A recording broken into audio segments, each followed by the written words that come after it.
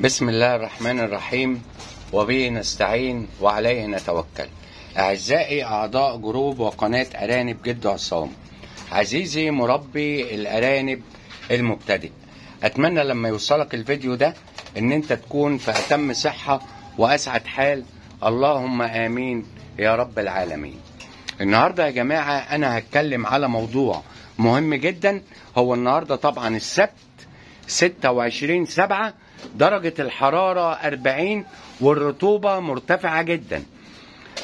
الساعة دلوقتي حوالي 2 تقريبا. الفيديو ده ممكن ينزل بعد يوم بعد 2 او النهاردة عادي، مفيش مشكلة، ولكن انا حبيت اوضح لك نقطة مهمة جدا جدا. احنا هنعمل ايه مع ارتفاع درجة الحرارة دي؟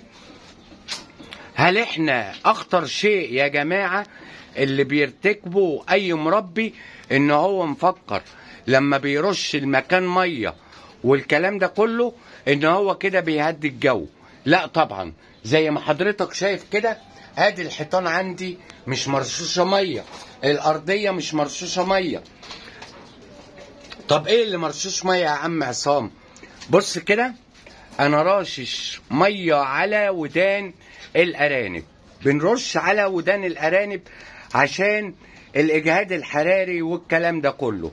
وعايز ترش الارنب كله رش، بس انا راشش ودان الارانب بس، لان حاطط ديزانون 1 سنتي على لتر المية، فرشش الارانب بيه، لان الجرب والالتهاب العرقوب والامراض دي بتكتر في الحرارة. فانا بحط نقطة ديزانون على المية وبرش ودن الارانب. زي ما انت شايف كده الارانب اهي عمالة تلحس في جسمها وفايقة، ودرجة الحرارة 40، مفيش مشكلة اهو زي ما انت شايف.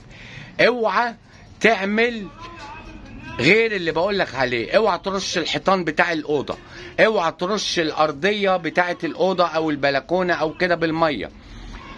كل اللي أنا بعمله يا جماعة، المكان لازم يبقى متهوي كويس جدا جدا، والشويلة دي مبلولة زي ما انت شايف كده ومتعلقة.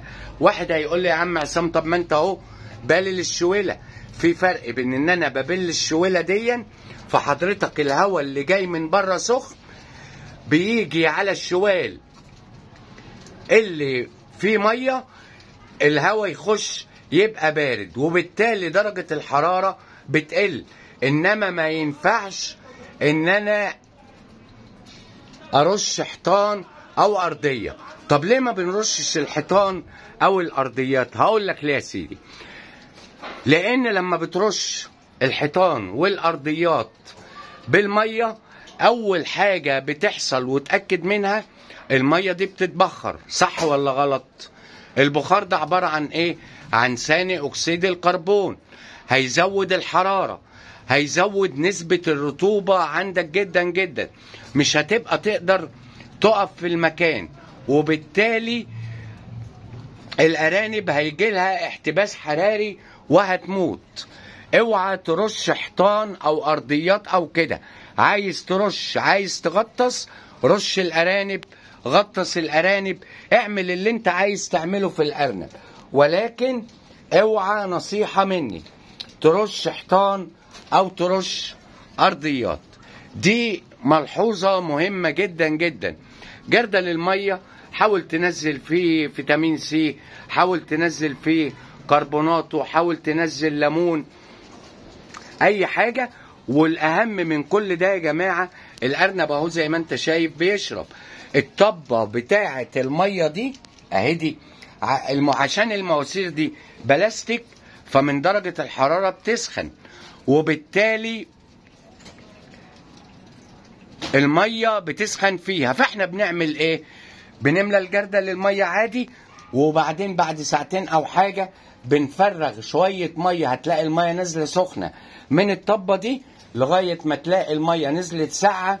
عايزك تقفل الطبة تاني عشان الأرنب يشرب ويتبسط من المية الساقعة اللي انت عايزها. دي أهم نصايح يا جماعة في درجة الحرارة العالية دي اللي احنا بنعملها. الفيديو اللي جاي بإذن الله انا هعمله برضو بخصوص الحرارة موضوعات تانية مهمة جدا جدا جدا في درجات الحرارة.